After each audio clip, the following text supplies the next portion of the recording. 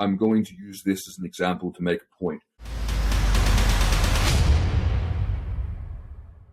I use 35 milligrams Test E, Test C blend every other day from a compound pharmacy for 7 months now.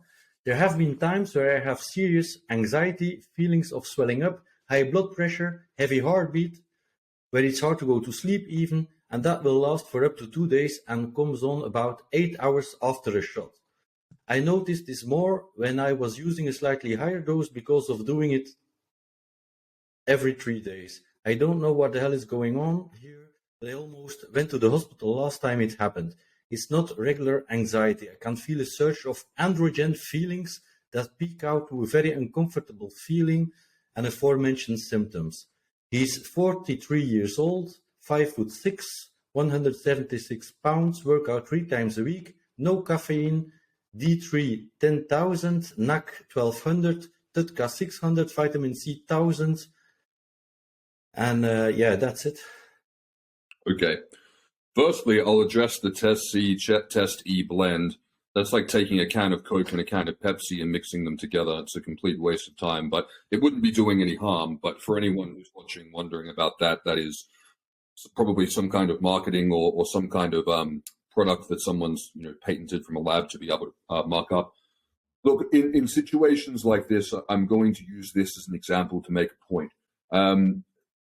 Issues like this are virtually impossible for myself or anyone to diagnose and rectify on the internet because there are way more questions that need to be asked to be able to rectify this. So being able to give someone personalized medical advice based on this much information is, I mean, it's basically we're just flipping a coin to see if I'm going to get the answer right. So the things to be looking into here first is any kind of underlying medical conditions. A lot of the time, I find that if we're looking at secondary hypogonadism, which in my experience is the vast majority of guys I work with are secondary, a lot of the time the unresolved issue that caused the low testosterone in the first place is causing the side effects from the TRT. The analogy that I use, and I'm sure I sound like a broken record to people who've watched me before, but if your car needs a service and you're a beaten up old Suzuki Swift and you put a Lamborghini engine in there, it's not going to work out very well. And what's going to happen is you're going to rip out of the car dealership or the mechanic yard with your, shiny new engine. And then you're going to start to shine a light on all the other issues that maybe you were getting away with before, but now you're putting a whole lot more stress on because you're putting the gas down a lot harder with a more powerful engine. This is what I would say would cause the vast majority of side effects that I see is the unresolved root cause that led to the low testosterone in the first place. And guys are fighting against their natural biology because if you've got a biological state which is naturally suppressing your testosterone production, and then your solution to that is to put more testosterone into the body, it's not putting it into a situation where the body would be making those levels if it could. So I would be looking at going, okay, well, what led you to needing TRT in the first place? That would be my first thing. Second thing to look at is underlying, I guess we'd call it learned fear, stress. People would call it anxiety. Being more highly wired will cause this. I mean, this could basically be psychosomatic. People don't like hearing that their issues are psychosomatic because it comes with the stigma of it being, it's all in your head.